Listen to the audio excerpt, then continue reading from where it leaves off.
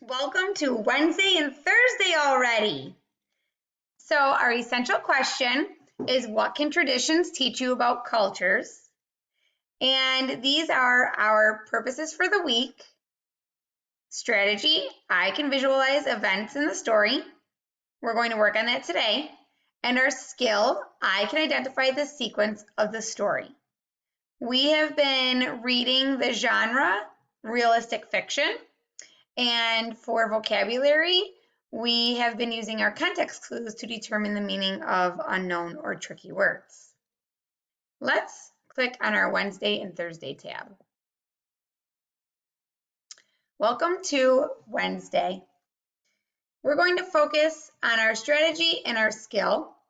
Our skill, I can identify the sequence of events in the story. And strategy, I can visualize events in the story. Let's click on our skill and strategy tab. Here is our I can statements, our essential question, what can traditions teach you about cultures? And here's our to-do. You're going to continue watching this mini lesson. When we are finished, you will read and record the special meal. You will have time tomorrow to finish this, and then you will submit it on your Reading Wonders backpack. Then you will complete the workbook page, Wednesday and Thursday sequencing graphic organizer. And you again will have today and tomorrow to complete this. Now, let's discuss our purpose, and we'll do some examples together. Then we'll explore Dreamcatcher to visualize and identify the sequence. And then you will do this all on your own in your guided reading text. How do I identify the sequence of events? A character's actions make up the plot or events in a story. Plot or events are told in the order they happen. Order is the word for sequence. Sequence is just a big fancy word for order. And plot is a fancy word for the events. So we're looking for the sequence of the events or the sequence within the plot. If we're looking for the sequence of events or the sequence within the plot, we're thinking about the plot and how it always has a beginning, a middle, and an end. Let's look at how we do that with an example. As a reader, I need to rethink my purposes for reading. Our first purpose is I can visualize events in the story. When we visualize the events, it helps us to then sequence the events of a story. So when thinking about the Three Little Pigs, I am visualizing the characters in the story. The characters were the Three Little Pigs and the Big Bad Wolf. Because I'm visualizing those characters, I can now identify those characters. Those characters are going to drive the event in the story. And the setting will help me to identify the events. So if I visualize the setting, I remember each house of the Three Little Pigs being a large part of the story. Now that I visualize the character and the setting, I can think about how this drove the sequence of events, the beginning, the middle, and the end. In the beginning, now look here, I always use the characters' names in my retelling of the sequence of events. I don't say they, because I don't know who they are when I'm recording the sequence of events. I have to plug in the characters' names. The Three Little Pigs each make their own house, one of straw, one of sticks, and one of brick. Now look here, I'm using the character's name.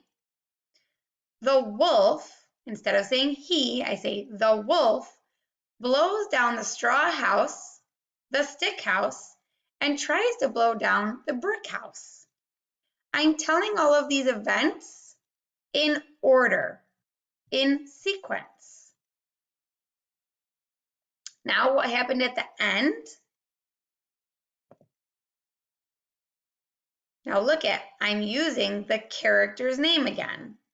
The big bad wolf climbs into the chimney of the brick house and lands in a hot boiling pot of soup. So we just used our skill visualizing, our strategy visualizing, to identify the sequence of events. Let's use our shared reading text now to identify the sequence.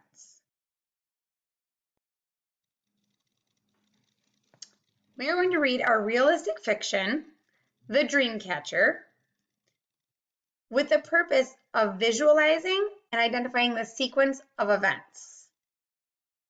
Peter walked home from school.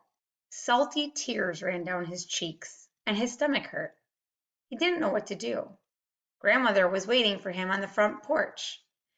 Those descriptive words that the author uses really helps me to visualize Peter. Salty tears, stomach hurt. I'm thinking and picturing Peter in a very disappointed state. He's very sad. What's wrong, Bayan?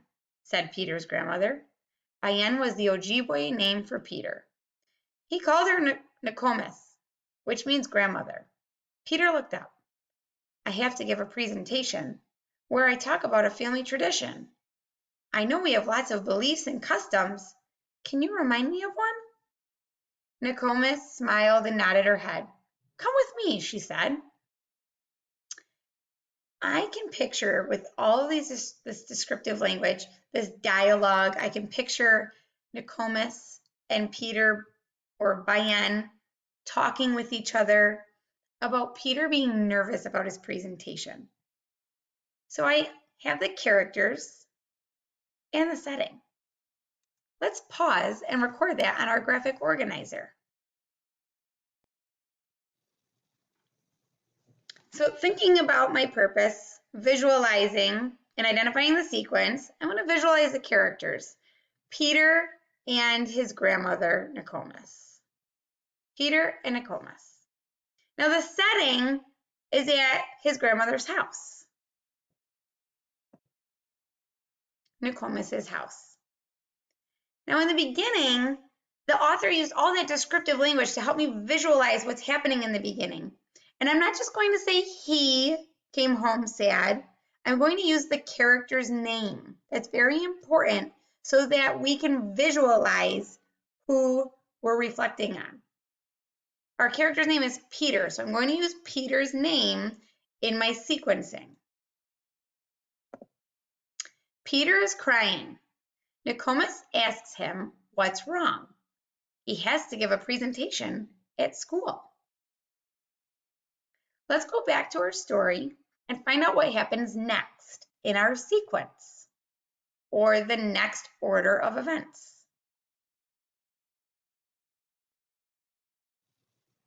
Peter followed Nokomis. She went to a closet and stretched to reach the top shelf.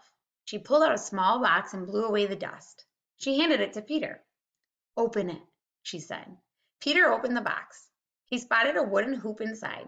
It was in the shape of a circle. String was woven and twisted around the hoop.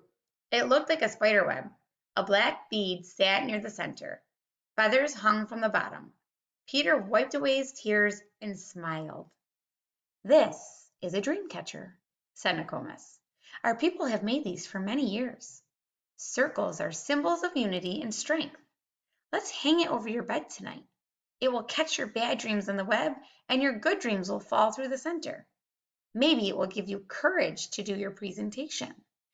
Right here, I'm visualizing this dream catcher hanging above Peter's bed, catching all of his bad dreams and sending him good ones so that he can do his presentation.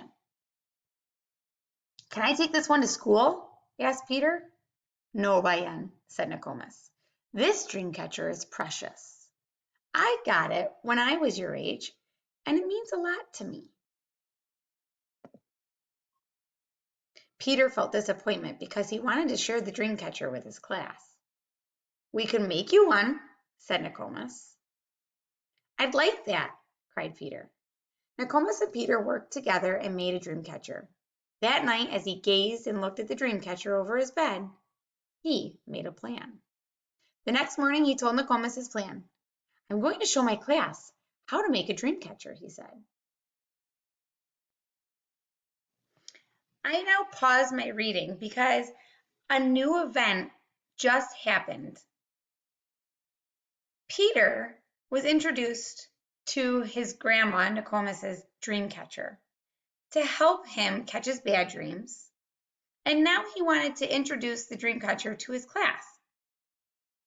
Now I'm using this strategy of visualizing to help me now sequence the next order of events. Let's record this on our graphic organizer. Nokomis shows Peter a dream catcher. Then they make one.